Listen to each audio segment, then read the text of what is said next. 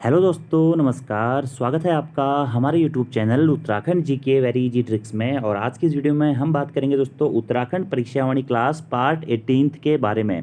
हमारी दोस्तों यह उत्तराखंड परीक्षावाणी की सीरीज चल रही है जिसमें हमने अभी तक आपको 17 पार्ट्स प्रोवाइड करा चुके हैं और ये 17 के 17 पार्ट दोस्तों आप लोगों के अपकमिंग एग्जाम्स के लिए काफ़ी ज़्यादा महत्वपूर्ण हैं। अगर आपने इससे पहले के 17 वीडियोज़ नहीं देखी हैं तो दोस्तों ज़रूर देखिएगा, आपको उन वीडियो से कुछ ना कुछ नया सीखने को जरूर मिलेगा। और अगर आपने पहले भी परीक्षावाणी अच्छे तरीके से पढ़ी हुई है तो आपको रिवीजन की दृष्टि से या रिवीजन करने की दृष्टि से ये वीडियोज बहुत महत्वपूर्ण है। तो आज हम दोस्तों इसमें 18वें वीडियो के बारे में बात करेंगे जिसमें हम आज 52 क्वेश्चन से आगे पढ़ते हुए चलेंगे। इससे पहले दोस्तों मैं आपको 17 पार्ट तक 51 क्वेश्चन करा चुका हूं, जो कि हमारा चौथा लेसन है उत्तराखंड का भूगोल सीरीज का। ठीक है, तो आज हम दोस्तों 20 से 25 क्वेश्चन कवर अप करने की कोशिश करेंगे।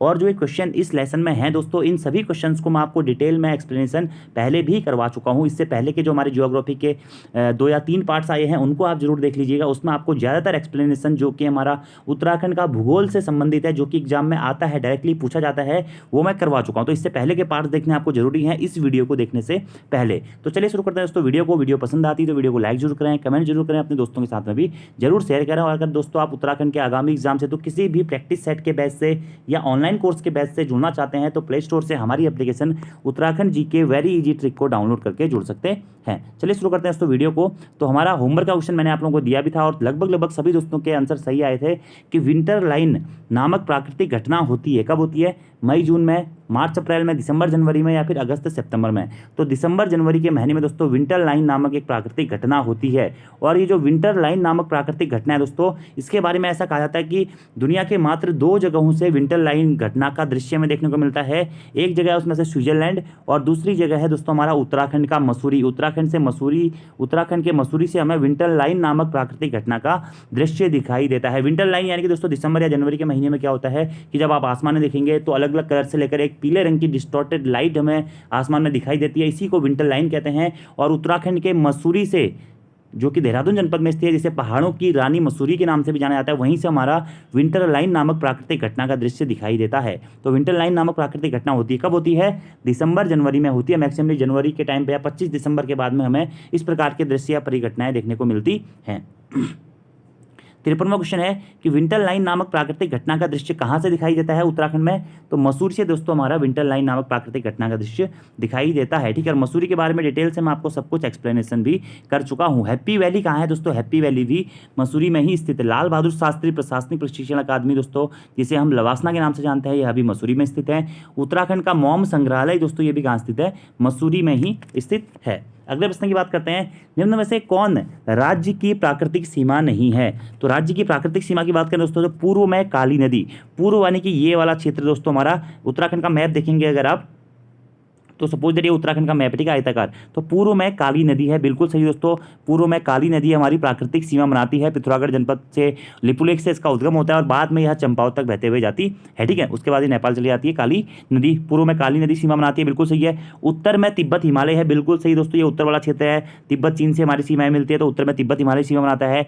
दक्षिण में तराई भाबर क्षेत्र है, बिल्कुल सही दोस्तों, तराई भाबर क्षेत्र भी अपनी सीमा बनाता है। तो कौन सा सही नहीं है? ऑप्शन नंबर बी दोस्तों इसमें हमारा सुमेलित नहीं है, क्योंकि पश्चिम में यमुना नदी अपनी प्राकृतिक सीमा नहीं बनाती, जबकि कौन सी नदी बनाती है? टॉस नदी बनाती है। तो पश्चिम में यमुना नदी ना होकर यहाँ पे टॉस नदी होना चाहिए था। तो कौन सा प्राकृतिक सीमा नहीं है पूछा गया, तो ऑप्शन नंबर बी नहीं है। यहाँ पे यमुना नदी नहीं बना के कौन सी नदी बनाती है? टॉस नदी बनाती है। अब दोस्तों यहाँ पे मैं आपको थोड़ा सा प्राकृतिक सीमाओं के बारे में बता देता हूँ। अगर हम उत्तराखंड की प्राकृतिक सीमाओं की बात करें या राज्य की प्राकृतिक सीमाओं की बात करें तो उत्तर में क्या है दोस्तों हमारा? उत्तर में हमारा तिब्बत हिमालय है। तिब्बत हिमालय भी कह सकते हैं दोस्तों हम इसे, और वृहत हिमालय भी कह सकते हैं कि ठीक है, उत्तर में क्या होता है? तिब्बत हिमालय या वृहत हिमालय अपनी सीमा बनाता है। ठीक है, इसी के साथ साथ अगर हम बात करें दक्षिण में, तो दक्षिण में मैंने आपको बता ही दिया, दक्षिण पूर्व में या दक्षिण मध्य में तराई भाबर क्षेत्र होता है। दक्षिण पूर्व या दक्षिण मध्य में क्या है? तराई भाबर क्षेत्र है। कौन सा क्षेत्र है? तराई भाबर क्षेत्र है। पूर्व में प्राकृतिक सीमा क्या बनाती है? पूर्व में प्राकृतिक सीमा बनाती है दोस्तों हमारी क्या? काली नदी। काली नदी पूर्व में हमारी प्राकृतिक सीमा बनाती है, जबकि पश्चिम में कौन सी नदी दोस्तों? पश्चिम में टॉस नदी हमारी क्या बनाती है? प्राकृतिक सीमा बनाती है। पश्चिम में टॉस नदी हो जाएगा। अब यही बात करें दक्षिण पश्चिम में, दक्षिण पश्चिम में क्या है? दक्षिण पश्चिम में दोस्तों तराई क्षेत्र क्या है?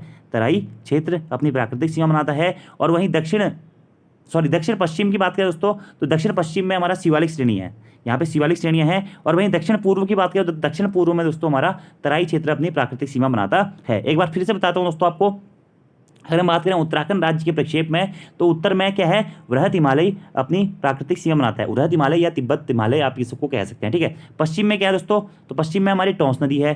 पूर्व में क्या है, पूर्व में हमारी काली नदी है, ठीक हो गया। ये 3 चीज़ तो आपकी एग्जैक्टली होगी। दक्षिण की बात करें तो दक्षिण मध्य की बात करें या दक्षिण पूर्व की बात करें तो यहाँ पे तराई क्षेत्र अपनी प्राकृतिक सीमा बनाता है। दक्षिण पश्चिम की बात करेंगे तो दक्षिण पश्चिम में शिवालिक श्रेणियाँ हैं, और मुख्यतः दक्षिण की बात करेंगे तो तराई क्षेत्र ही वहाँ पे हमें याद रखना है। तो ये थी उत्तराखंड की हमारी प्राकृतिक सीमाएं। तो कौन सा सम्मिलित नहीं होगा, ऑप्शन नंबर बी हमारा सम्मिलित नहीं होगा। तो अगला हमारा प्रश्न दोस्तों, उत्तराखंड से निम्न में कौन देश प्रदेश स्पर्श नहीं करता है? हरियाणा, हिमाचल प्रदेश, उत्तर प्रदेश या नेपाल? तो उत्तराखंड से दोस्तों अभी इनमें से हरियाणा स्पर्श नहीं करता है। हरियाणा से उत्तराखंड की किसी भी प्रकार की सीमा नहीं लगती है, ना ही अंतर्राष्ट्रीय सीमा और ना ही अंतर्राज्यीय सीमा। देखिए दोस्तों, आपको पता होना चाहिए उत्तराखंड हमारा एक ऐसा राज्य है जो कि अंतर्राष्ट्रीय और अंतर्राज्यीय दोनों प्रकार की सीमाएं बनाता है। उत्तराखंड 2 देशों के साथ में अपनी अंतर्राष्ट्रीय सीमा साझा करता है। वो 2 देश हैं चीन और नेपाल। चीन और नेपाल के साथ में उत्तराखंड अपनी अंतर्राष्ट्रीय सीमा साझा करता है, और वहीं उत्तराखंड 2 राज्यों के साथ में अपनी अंतर्राज्यीय सीमा भी साझा करता है। और वो 2 राज्य कौन कौन से हैं? उत्तर प्रदेश और हिमाचल प्रदेश, ठीक है। हरियाणा के साथ में उत्तराखंड राज्य अपनी सीमा स्पर्श नहीं करता है, तो इसलिए हमारा हरियाणा सही आंसर हो जाएगा इसमें से कि कौन देश इस प्रदेश से स्पर्श नहीं करता है। तो हरियाणा नहीं करता है, जबकि हिमाचल प्रदेश अंतर्राज्यीय सीमा साझा होती है, उत्तर प्रदेश से भी होती है, नेपाल से भी होती है और चीन से भी होती है। अगले प्रश्न की बात करते हैं, राज्य के कितने जिले उत्तर प्रदेश से सीमा बनाते हैं? तो उत्तर प्रदेश और हिमाचल प्रदेश के साथ में अपनी अंतर्राज्यीय सीमा है, आप लोगों को पता होना चाहिए। तो राज्य की बात करें दोस्तों, तो राज्य में 5 ऐसे जनपद हैं हमारे जो कि उत्तर प्रदेश के साथ में अपनी अंतर्राज्यीय सीमा बनाते हैं। अब ये 5 जनपद कौन कौन से हैं? देहरादून जनपद, हरिद्वार जनपद, पौड़ी गढ़वाल जनपद, नैनीताल जनपद और उधम सिंह नगर जनपद। ये 5 जनपद दोस्तों ऐसे जनपद हैं उत्तराखंड के जो कि उत्तर प्रदेश के साथ में अपनी राजनीतिक सीमा या फिर अंतर्राज्यीय सीमा साझा करते हैं। अब यहीं से दोस्तों प्रश्न पूछा जाता है आपका, निम्न में से कौन सा जिला उत्तर प्रदेश के साथ में अपनी सीमा साझा नहीं करता है? तो आपको ये 5 के 5 जनपद के नाम याद होने चाहिए, देहरादून, हरिद्वार, पौड़ी गढ़वाल, नैनीताल और उधम सिंह नगर। 3 ऑप्शन इनमें से होंगे, एक कोई बाहर से होगा, तो आपको याद रखना है। अब यहीं से प्रश्न यह भी पूछता है दोस्तों, उत्तराखंड राज्य का कौन सा जिला उत्तर प्रदेश के साथ में अपनी सर्वाधिक सीमा साझा करता है? तो उधम सिंह नगर जनपद दोस्तों उत्तर प्रदेश के साथ में अपनी सर्वाधिक सीमा साझा करता है। कौन सा जनपद हमारा? उधम सिंह नगर जनपद उत्तर प्रदेश के साथ में अपनी सर्वाधिक सीमा साझा करता है। और वहीं अगर आपसे प्रश्न पूछा जाएगा, उत्तराखंड का कौन सा जिला है जो कि उत्तर प्रदेश के साथ में अपनी सबसे कम सीमा साझा करता है? तो नैनीताल जिला दोस्तों हमारा उत्तराखंड का ऐसा जिला है जो कि उत्तर प्रदेश के साथ में अपनी सबसे कम सीमा साझा करता है। यहां से दोस्तों एक बार प्रश्न एग्जाम में पूछा भी गया है कि उत्तर प्रदेश का कौन सा जिला नैनीताल से, मतलब कौन सा जिला अपनी सबसे कम सीमा साझा करता है? तो उत्तर प्रदेश का वो जिला है दोस्तों बिजनौर। उत्तर प्रदेश में एक जिला है क्या? बिजनौर, जो कि उत्तराखंड से अपनी सबसे कम सीमा साझा करता है। और उत्तराखंड का कौन सा जिला है? वो है नैनीताल। ये पॉइंट आपको डायरेक्टली याद रखने चाहिए। अब ये तो दोस्तों हमें पता है कि उत्तराखंड के कितने जिले उत्तर प्रदेश से अपनी सीमा बनाते हैं? 5 जिले। अब इसी प्रश्नों को ऐसे भी पूछा जा सकता है कि उत्तर प्रदेश के कितने जिले उत्तराखंड के साथ में अपनी सीमा बनाते हैं? तो याद रखना है दोस्तों, उत्तर प्रदेश के 7 जिले हैं जो कि उत्तराखंड के साथ में अपनी सीमा बनाते हैं। ये 7 जिले कौन कौन से हैं? सहारनपुर जिला, मुजफ्फरपुर जिला, बिजनौर जिला, मुरादाबाद जिला, रामपुर जिला, बरेली जिला और पीलीभीत जिला। फिर याद रखिएगा, सहारनपुर, मुजफ्फरपुर या मुजफ्फरनगर, बिजनौर, मुरादाबाद, रामपुर, बरेली और पीलीभीत, ये 7 जनपद ऐसे हैं जो कि उत्तराखंड से अपनी सीमा बनाते हैं उत्तर प्रदेश के, ठीक है। यहाँ से भी दोस्तों एग्जाम में प्रश्न पूछा गया है, जिसमें से सहारनपुर जिला, मुजफ्फरपुर जिला या मुजफ्फरनगर जिला और बिजनौर जिला हरिद्वार के साथ में अपनी सीमा बनाते हैं। सहारनपुर जिला हरिद्वार के साथ साथ में देहरादून से भी अपनी सीमा बनाता है। बिजनौर जिला पौड़ी और नैनीताल जनपद से अपनी सीमा बनाता है। तो इस प्रकार के प्रश्न दोस्तों एग्जाम में बहुत बार पूछे गए हैं। और अगर आपको डिटेल्स में पढ़ना है तो मैंने एक वीडियो यूट्यूब पे बनाया हुआ है, उत्तराखंड क्या अंतर्राष्ट्रीय और अंतर्राज्यीय सीमाएं बाई उत्तराखंड जीके वेरी जी, आप सर्च करिएगा, वहाँ पे पूरा मैंने मैप से आपको विस्तृत रूप से ये कॉन्सेप्ट समझाया हुआ है। तो वो वीडियो आप लोग देख लीजिएगा, एग्जाम्स के पॉइंट ऑफ व्यू से महत्वपूर्ण है। तो आंसर हो जाएगा 5। ऐसे ही दोस्तों प्रश्न आपसे पूछा जाता है कि राज्य के कितने जिले हिमाचल प्रदेश से अपनी सीमा बनाते हैं? तो राज्य के दोस्तों हमारे कितने जिले हैं? 2 ऐसे जिले हैं जो कि हिमाचल प्रदेश के साथ में अपनी अंतर्राज्यीय सीमा बनाते हैं। ये 2 जिले कौन कौन से दोस्तों?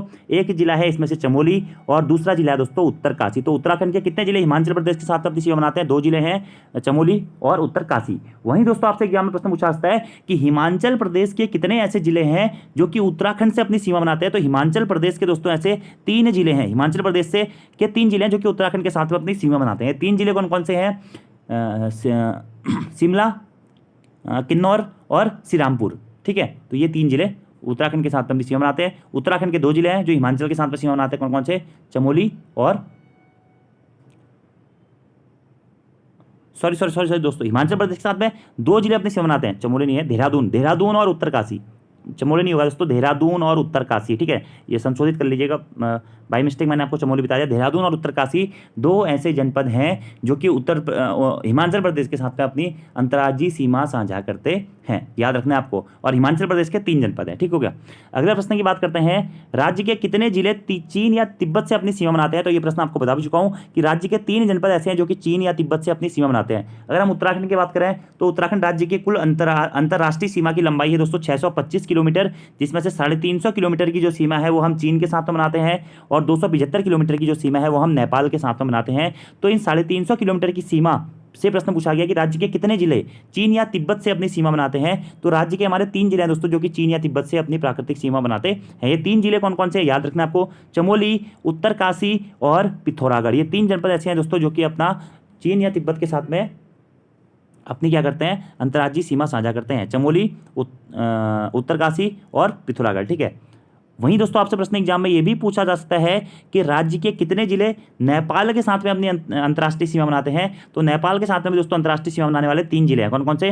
पिथौरागढ़ जनपद, चंपावत जनपद और उधम सिंह नगर जनपद। कौन सा? उधम सिंह नगर जनपद। अब यहीं से दोस्तों आपसे एक और प्रश्न पूछा जाता है कि राज्य के कितने जिले अपनी अंतर्राष्ट्रीय सीमा बनाते हैं, मतलब अंतर्राष्ट्रीय सीमा बनाते हैं? तो राज्य के 5 ऐसे जनपद हैं दोस्तों जो कि अंतर्राष्ट्रीय सीमा बनाते हैं। ये 5 जनपद कौन कौन से हैं? उत्तरकाशी, चमोली, पिथौरागढ़, चंपावत और उधम सिंह नगर, ठीक है। और पिथौरागढ़ जनपद दोस्तों एक ऐसा जनपद है जो कि चीन और नेपाल दोनों के साथ में अपने अंतर्राष्ट्रीय सीमा बनाता है। इसीलिए एक प्रश्न एग्जाम में बार बार पूछा जाता है, रिपीट होता है कि सर्वाधिक अंतर्राष्ट्रीय सीमा बनाने वाला जिला कौन सा है? वह है दोस्तों हमारा पिथौरागढ़ जिला, जो कि सर्वाधिक अंतर्राष्ट्रीय सीमा बनाता है। यह नेपाल और चीन दोनों के साथ में अपनी अंतर्राष्ट्रीय सीमा को साझा करता है। तो ये प्रश्न, अगला हमारा प्रश्न है, निम्न स्थलों में से किस एक स्थल पर भूकंप मापी स्टेशन नहीं बनाया गया है?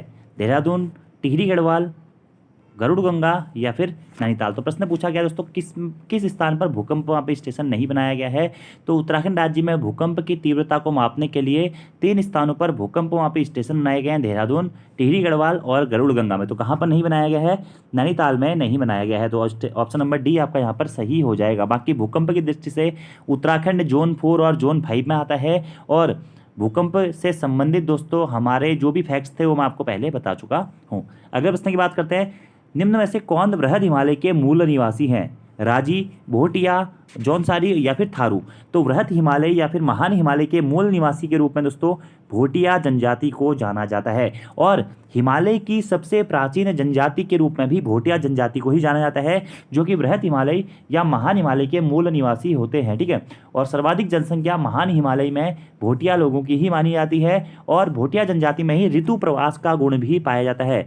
तो ऋतु प्रवास के कारण कौन सी जनजाति प्रसिद्ध है दोस्तों? जब आपका ठंडू का टाइम होता है तो ये ऋतु प्रवास करके तराई भावर वाले क्षेत्रों में, नीचे वाले क्षेत्रों में आ जाते हैं, और जब दोस्तों हमारा गर्मियों का टाइम होता है तो इस टाइम पे ये भोटिया जनजाति के लोग महान हिमालय या बृहद हिमालय में अपने पशुओं को चराने जाते हैं। इसी कारण दोस्तों महान हिमालय या बृहद हिमालय के सबसे मूल निवासी के रूप में भोटिया जनजाति को जाना जाता है। किसको? भोटिया जनजाति को। और महान हिमालय की सबसे प्राचीन जनजाति या फिर बात करें हिमालय की सबसे प्राचीन जनजाति कौन सी दोस्तों? वह है हमारी भोटिया जनजाति। ये प्रश्न दोस्तों बहुत ज़्यादा महत्वपूर्ण है। और हिमालय में निवास करने वाली सर्वाधिक जनसंख्या वाली जनजाति कौन सी है दोस्तों? वो भी भोटिया जनजाति ही है, ठीक है। और अगर नॉर्मली उत्तराखंड में बात करें कि उत्तराखंड में जनसंख्या की दृष्टि से सर्वाधिक कौन से जनजाति की संख्या सर्वाधिक है?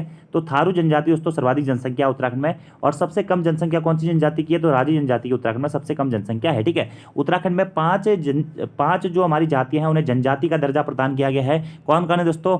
थारू, जौनसारी, भोटिया, राजी और बोक्सा। अब यहाँ से कभी कभी प्रश्न पूछाता है, इन 5 जातियों को जनजातियों का दर्जा कब दिया गया था? 1967 में दोस्तों थारू, भोटिया, जौनसारी, राजी और बोक्सा, इन 5 को जनजातियों का दर्जा दिया गया था। अच्छा प्रश्न है दोस्तों, महत्वपूर्ण प्रश्न है।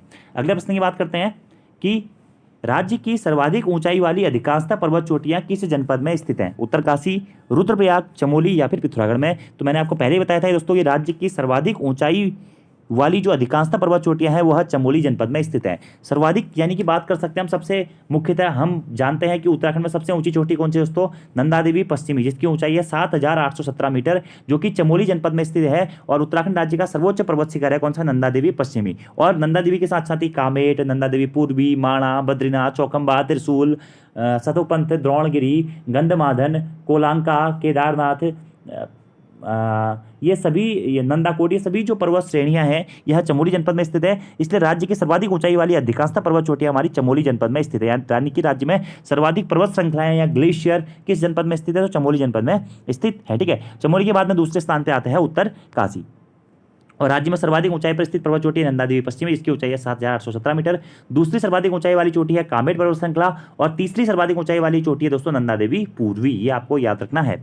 अगला प्रश्न दोस्तों कि राज्य की सर्वाधिक ऊंची पर्वत चोटी नंदा देवी है, जिसकी ऊंचाई कितनी है, तो अभी अभी बताया आपको 7,817 मीटर नंदा देवी पर्वत श्रृंखला की ऊंचाई है। कामेट पर्वत श्रृंखला दूसरी सबसे ऊंची चोटी है, जिसकी ऊंचाई है 7,756 मीटर। अगले प्रश्न की बात करते हैं, निम्नलिखित में से कौन नगर पर्वत श्रेणी पर स्थित नहीं है, रानीखेत, जोशीमठ, गोपेश्वर या फिर ऋषिकेश। तो कौन सा नगर पर्वत श्रेणी पर स्थित नहीं है, यह पूछा गया दोस्तों। देखिए, रानीखेत पर्वत श्रेणी पर स्थित है, बिल्कुल सही है। जोशीमठ दोस्तों आपको बताइए चमोली जनपद में स्थित है, रानीखेत अल्मोड़ा जनपद में स्थित है, जोशीमठ चमोली जनपद में स्थित है, ये भी हमारा पर्वत श्रेणियों पर स्थित है। गोपेश्वर दोस्तों ये भी पर्वत श्रेणी पर स्थित है। ऋषिकेश दोस्तों हमारा नगर जो है पर्वत श्रेणी पर स्थित नहीं है। ऋषिकेश हमारा मैदानी क्षेत्र आप इसे कह सकते हैं, या फिर दून क्षेत्र के अंदर या दून या द्वार क्षेत्र के अंतर्गत हमारा ऋषिकेश आता है, या थोड़ा थोड़ा भाग इसमें आप दोस्तों मैदानी क्षेत्रों का कह सकते हैं। तो ऋषिकेश गंगा के मैदानी क्षेत्र के अंतर्गत आता है और यह पर्वत श्रेणी पर स्थित नहीं है। जबकि रानीखेत अल्मोड़ा जनपद में स्थित है, जोशीमठ चमोली जनपद में स्थित है और गोपेश्वर भी दोस्तों चमोली जनपद का मुख्यालय है। यह सभी हमारे पर्वत श्रेणी पर स्थित है। ठीक है, अब अगर दोस्तों यहीं पर हम बात करें कि जो जोशीमठ है यह वृहत हिमालयी क्षेत्र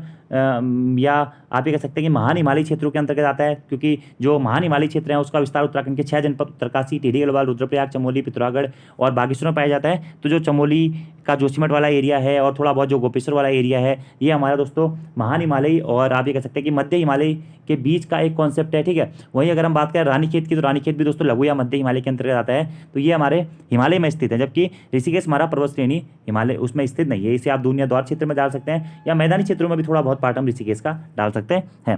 अगले प्रश्न की बात करते हैं, निम्नलिखित में से किस जिले का अधिकांशतः भाग गंगा के मैदान के अंतर्गत आता है। तो गंगा के मैदान दोस्तों हमें पता है उत्तराखंड में हिमालय को मुख्यतः 8 भागों में बांटा गया है, जिसमें से जो सबसे हमारा दक्षिणी भाग है वह है कौन सा, सबसे दक्षिणी भाग की बात करें वह है गंगा का मैदानी क्षेत्र। ठीक है, जिसका विस्तार उत्तराखंड के अधिकांशतः दोस्तों हरिद्वार जनपद में सर्वाधिक विस्तार पाया जाता है गंगा के मैदानी क्षेत्र का। कहाँ पे, हरिद्वार जनपद में। इसी के साथ साथ दोस्तों हरिद्वार के साथ साथ ही थोड़ा बहुत उधमसिंह नगर जनपद का क्षेत्र भी हमारा गंगा के मैदानी क्षेत्र के अंतर्गत आता है। तो गंगा के मैदानी क्षेत्र को अगर कृषि की उर्वरकता के आधार पर देखा जाए तो उपजाऊ क्षेत्र के रूप में इसे जाना जाता है। और यहाँ पर हमारी 2 प्रकार की मिट्टी मिलती है, बांगर और खादर। ठीक है, जो मैदान जहाँ पर बाढ़ का पानी नहीं पहुँच पाता या पुरानी मिट्टी से बना क्षेत्र जो होता है उसे बांगर क्षेत्र कहते हैं। और बाढ़ के कारण जो बाढ़ का पानी जहाँ पे इकट्ठा होता है, नई जो मिट्टी बनती है उसे हम खादर या फिर नई जलोढ़ मृदा के नाम से भी जानते हैं। ठीक है, तो अधिकांशतः हरिद्वार जिले का जो अधिकांशतः भाग है वह गंगा के मैदानी क्षेत्र के अंतर्गत आता है। और वहीं तराई भाबर के अंतर्गत अगर इस प्रकार का प्रश्न पूछा जाता है कि किस जिले का अधिकांशतः भाग तराई भाबर क्षेत्र के अंतर्गत आता है,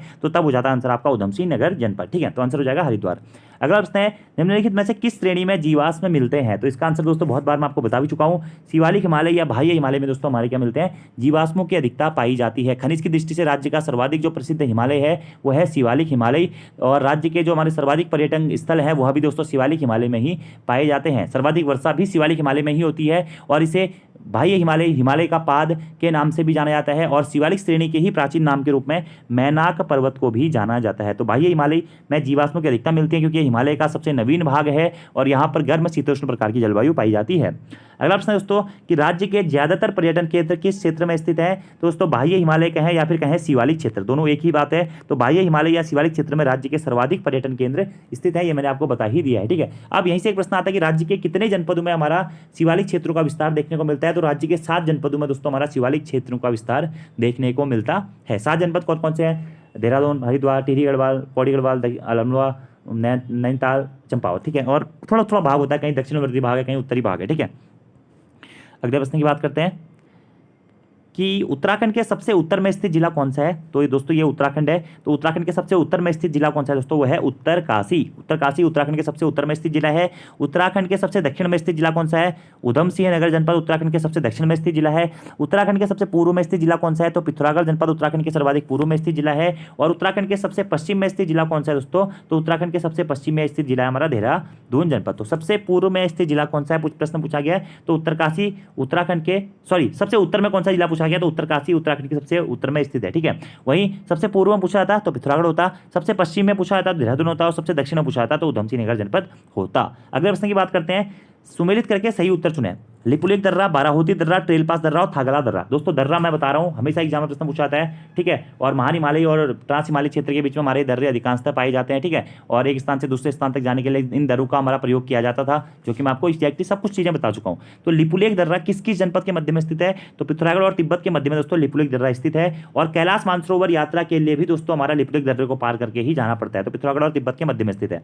वहीं बात करते हैं दोस्तों बाराहोती दर्रा। ठीक है, क्या बाराहोती दर्रा, जो कि कहाँ का है, चमोली और पिथौरागढ़ के मध्य में स्थित है बाराहोती दर्रा। ठीक है, ट्रेल पास दर्रा बागेश्वर और पिथौरागढ़ के मध्य में स्थित है। ट्रेल के द्वारा 1830 में इस दर्रे की खोज की गई थी। और थागला दर्रा, मुलिंगला दर्रा, यह उत्तरकाशी और तिब्बत के मध्य में स्थित है। तो ये सभी दर्रे काफी इंपोर्टेंट है। तो आंसर हो जाएगा आपका 2 3 4 1। ठीक है, तो 2 3 4 1 ऑप्शन नंबर बी सही हो जाएगा। लिपुलेख दर्रा पिथौरागढ़ और तिब्बत के मध्य में स्थित है। बाराहोती दर्रा चमोली पिथौरागढ़ के मध्य में स्थित। ट्रेल पास दर्रा बागेश्वर पिथौरागढ़ के मध्य में स्थित है। और थागला दर्रा उत्तरकाशी और तिब्बत के मध्य में स्थित है। अगले प्रश्न की बात करते हैं, उत्तराखंड का न्यूनतम क्षेत्रफल वाला जिला कौन सा है। तो क्षेत्रफल, उत्तराखंड राज्य का क्षेत्रफल कितना है दोस्तों, जितना भी है आपको कमेंट बॉक्स में बताना है। बहुत बार एग्जाम में प्रश्न बता दिया मैंने, और एग्जाम में बहुत बार पूछा गया। तो न्यूनतम क्षेत्र वाला जनपद है दोस्तों हमारा कौन सा, चंपावत जनपद। तो मैंने आपको बताया एसीसी एरिया। सर्वाधिक क्षेत्रफल वाला जनपद कौन सा है, हमारा सर्वाधिक क्षेत्रफल है चमोली जनपद का। और सबसे कम क्षेत्रफल कहाँ का है, चंपावत जनपद का सबसे कम क्षेत्रफल है। और क्षेत्रफल चलो मैं बता ही देता हूँ दोस्तों, उत्तराखंड राज्य का क्षेत्रफल कितना है, वो है 53,483 किलोमीटर स्क्वायर। 53,483 किलोमीटर स्क्वायर है। और क्षेत्रफल की दृष्टि से उत्तराखंड का भारत में कौन सा स्थान है, 18वां स्थान है। और उत्तराखंड का क्षेत्रफल भारत के कुल क्षेत्रफल का कितना परसेंट है, 1.69% है। ठीक है, तो उत्तराखंड का क्षेत्रफल 53,483 किलोमीटर स्क्वायर है। और उत्तराखंड राज्य का आकार है आयताकार। अगले प्रश्न की बात करते हैं, सुमेलित करके सही उत्तर चुने। नंदा देवी पर्वत श्रृंखला, कामेट पर्वत श्रृंखला, पंचाचूली पर्वत श्रृंखला और केदारनाथ पर्वत श्रृंखला। तो यहाँ पे इनकी ऊंचाइयाँ दी गई है, इसको आपको सम्मिलित करना है। तो नंदा देवी पर्वत श्रृंखला की ऊंचाई कितनी दोस्तों, 7,817 मीटर है। तो एक का तीसरा हो गया, तो ऑप्शन नंबर बी आपका सही हो जाएगा, 3 4 1 2। नंदा देवी पर्वत श्रृंखला कहाँ स्थित है, चमोली जनपद में स्थित है। उत्तराखंड राज्य का सबसे उच्च शिखर है, जिसकी ऊंचाई है 7,817 मीटर।